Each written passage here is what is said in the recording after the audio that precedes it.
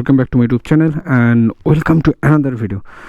Actually Suzuki Gixxer monotone বা Gixxer এর battery প্রবলেমে পড়ে নাই এমন লোক খুঁজে পাওয়া খুবই টাফ। আমার এইটা ব্যাটারি অলমোস্ট ডেড হয়ে গেছে। অ্যাকচুয়ালি এটা কোনো কাজ করতেছে না, দ্যাটস ওয়াই এইটাও প্রবলেম না। প্রবলেম যেটা হয়েছে যে আমার কিকারটা নষ্ট হয়ে গেছে, মানে সেলফ দিতে দিতে এইটা অ্যাকচুয়ালি আর কাজে করতেছে না। সো দ্যাটস ওয়াই অনেক দিন থেকেই আমার যে ব্যাটারিটা ছিল, অ্যাকচুয়ালি স্টকে যে ব্যাটারিটা ছিল অরিজিনালটা, আমি ওইটা দিয়ে কাজ চালানোর অনেক ট্রাই করছি। বাট প্রবলেম যেটা হয়েছিল ওইটা আসলে প্রপারলি কাজ করতেছিল না। আমি ওটা অ্যাসিড ভরাইতেছিলাম, চার্জ দিয়েছিলাম, বাট হচ্ছিল না। অ্যান্ড দ্যাটস ওয়াই আমি এই ব্যাটারিটা নেই। আর এইটা হচ্ছে ওয়ারেন্টি কার্ড দিয়ে দিচ্ছে এই ব্যাটারিটার সাথে। সো লো বাজেটের ভিতর এইটা অ্যাকচুয়ালি মোটামুটি ভালোই। আমি অনেকে জিজ্ঞেস করছিলাম, বাট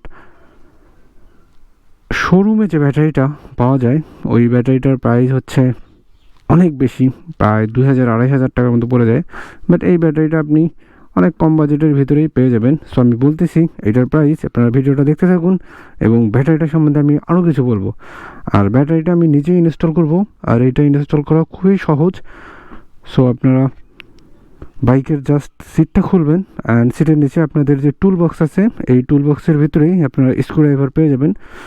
সো মেকানিকের কাছে যাওয়ার কোনো প্রয়োজন নেই, বাট আমি নর্মালি এই কাজগুলো আমি নিজেই করতে পারি। অ্যান্ড সিটের জাস্ট আপনি এই পাশটা যদি খোলেন তাহলেই অ্যাকচুয়ালি বুঝতে পারবেন যে ব্যাটারিটা কোথায় থাকে। ব্যাটারিটা এটার ভিতরেই থাকে। আর নর্মালি এই কাজগুলো আপনারা নিজেই করতে পারবেন।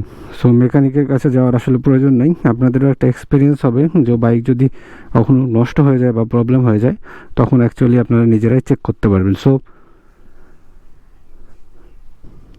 জাস্ট এই পার্টটা খুললেই আপনার ব্যাটারিটা পেয়ে যাবেন, আর এই স্ক্রুড্রাইভারটা দিয়েই কিন্তু আপনি ব্যাটারিটা লাগাইতে পারবেন। সো এখানে যে প্রবলেমটা হয়েছে, প্রবলেম না অ্যাকচুয়ালি আমি যে কাজটা করছিলাম সেটা হচ্ছে যে আমার যে ব্যাটারিটার সাইজ ছিল আমি ওই ব্যাটারিটার সাইজের চেয়েও এইটা একটু বড় সাইজের নিছি, এক সাইজ বা দুই সাইজের। সো বড় ব্যাটারিটা নেওয়ার পিছনে যে কারণটা সেটা হচ্ছে যে যেহেতু সামনে আমি ফগ লাইট লাগাইতে পারি, সো চার্জ ব্যাকআপটা বেশি পাওয়ার জন্য অ্যাকচুয়ালি ব্যাটারিটা নেওয়া, যে যাতে আমার ব্যাটারিটার চার্জের ব্যাকআপটা ভালো থাকে। আর আমি জিজ্ঞাসা করছিলাম এক ভাইকে, এসে বলছে যে কোনো প্রবলেম হবে না, তুমি বড় সাইজের ব্যাটারি লাগাইতে পারো। আর এইটাতে অ্যাসিড ভরাইছিলাম অ্যান্ড চার্জ দিয়েছিলাম, দ্যাটস ওয়াই ব্যাটারিটা অনেক হিট হয়ে যায় আর কি। সো এইটা একটা মোটামুটি ভালো লেভেলের প্রবলেম। আর এখন দেখতে হবে যে আসলে আমি যে ব্যাটারিটা নিয়ে এসেছি ওই ব্যাটারিটা এইটা সাইজ অনুযায়ী ফিট হয় কি না। কারণ যেহেতু এটা সাইজটা বড় সাইজ, প্রবাবলি এক সাইজ বা দুই সাইজ বড় হতে পারে, সবার ফিটিং না হলে প্রবলেম হয়ে যাবে। আর এটার সঙ্গে আপনারা স্ক্রু এবং কিছু নাট পেয়ে যাবেন। সো এটা দিয়ে দেখতে হবে না। অ্যাকচুয়ালি আমার মনে হয় এই সাইজের ব্যাটারিটাই আগে থেকে কোম্পানি রিকমেন্ডেড মাপটা দেখেন জাস্ট, কিন্তু এটা কিন্তু অ্যাডজাস্ট হয়ে গেছে। বাট তারা ছোটো সাইজের একটা ব্যাটারি দিয়ে দিচ্ছে। সো অনেক বাইকে ছোটো সাইজের ব্যাটারি দেয়, বাট আমার মনে হয় যে একটু বড় সাইজ ব্যাটারি দিলে ভালো হইতো আর কি। মানে চার্জ ব্যাকআপটা এবং হচ্ছে হেডলাইটের যে আলোর যে প্রবলেমটাও ওইটা সলভ হয়ে যেত। সো দুইটা ব্যাটারির পার্থক্য আপনারা বুঝতে পারবেন যখন দুইটা ব্যাটারি হাতে নেবেন। সো এইটা কিন্তু একটু বড় সাইজ। সো অলমোস্ট এটা অ্যাডজাস্ট হয়ে গেছে। আর এখন জাস্ট আমাকে স্ক্রুগুলো লাগাইতে হবে।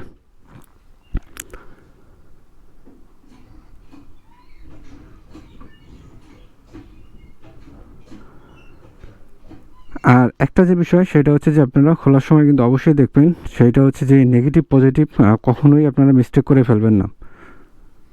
কারণ কিন্তু তখন কিন্তু এটা কিন্তু ফায়ার করার কিন্তু সম্ভাবনা থাকে। সো দ্যাটস ওয়াই আপনারা ট্রাই করবেন যাতে এই প্রবলেমটা যাতে না হয়।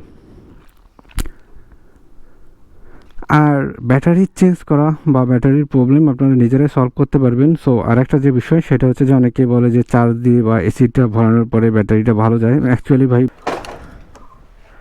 সো আগে যেটা হয়তো যে হচ্ছে আমি যখন চাবি দিতাম তখন এই ডিসপ্লেটা আসতো না, বাট এখন এই ডিসপ্লেটা আসতেছে।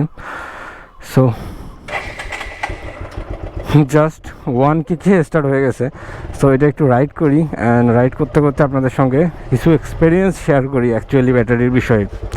যে ব্যাটারিটা ছিল, আমি একটা ভিডিও করছিলাম অনেকদিন আগে, ওই ভিডিওটাতে আপনারা হয়তো বা দেখছেন যে এটা হচ্ছে যে আমি ওই ব্যাটারিটা জাস্ট একটু জোড়াতালি বলা যায়, মানে এসিড উঠা বা চার্জ দিয়ে কিছুদিন ইউজ করছিলাম। আর এইটা কিন্তু আমার বাইকের ফার্স্ট ব্যাটারি চেঞ্জ করা, যদিও বা এটা অলমোস্ট 35-36 হাজার কিলোমিটার বাইকটা রাইড করা হয়েছে। সো অলমোস্ট 2 ইয়ার্সেরও বেশি। সো 2 বছরের বেশি এই একটা ব্যাটারি গেছে, এটাই কিন্তু অনেক। আর ব্যাটারির কাহিনিটা হচ্ছে যে স্টকে যে ব্যাটারিটা থাকে ওই ব্যাটারিটা মোটামুটি ভালোই যায়। আপনি যদি কোনো থার্ড পার্টি ডিভাইস ইনস্টল না করেন তাহলে আপনি মোটামুটি ওই ব্যাটারিটা অনেক দিন ইউজ করতে পারবেন। তো এই হচ্ছে কাহিনী। আর আমি যে ব্যাটারিটা লাগাইছি এই ব্যাটারিটার প্রাইস কিন্তু খুবই কম, মানে বলা যাইতে পারে এটা লো বাজেটের ভিতর। আর আপনারা এই ব্যাটারিটা দেখলেন যে এটা কিন্তু একটু এক সাইজ বড়, আর এইটা হচ্ছে 12 ভোল্টের একটা ব্যাটারি। সো এই ব্যাটারিটার প্রাইস পড়ছে আমার 1250 টাকার মতো। এইটা যখন আপনারা কিনবেন একটু দামটা কম বেশি করে নিয়েন, তাহলে কোনো প্রবলেম হবে না। আর এই ব্যাটারিটা নেওয়ার পিছনে যে একটা রিজন আছে, সেইটা হচ্ছে যে ব্যাটারিটার ওয়ারেন্টি ছিল। সো দ্যাটস ওয়াই ওয়ারেন্টি ছিল জন্যই নেওয়া, আদারওয়াইজ আমি নিতাম না। আর এইটা হয়তো বা খুব একটা ভালো ব্র্যান্ড না, সো নো প্রবলেম। 6 মাসের ওয়ারেন্টি আছে অলমোস্ট। যদি আমার মানে 1 বছর যায়, ইটস এনাফ। সো এইটাই হচ্ছে কথা।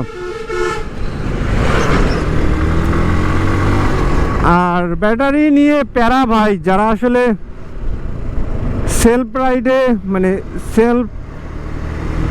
আসলে যখন বাইকের সেলফ কাজ করে না, তখন আপনি দেখবেন যে অনেক ঝামেলায় পড়ে যেতে পারবেন। দ্যাটস ওয়াই অ্যাকচুয়ালি ব্যাটারিটা চেঞ্জ করা ইমার্জেন্সি। সো ওভারঅল এইটার যে পারফরমেন্স মোটামুটি ভালোই, নট ব্যাড। সো দেখি এইটা যেহেতু 6 মাসের ওয়ারেন্টি আছে, সো কতদিন এইটা যায়।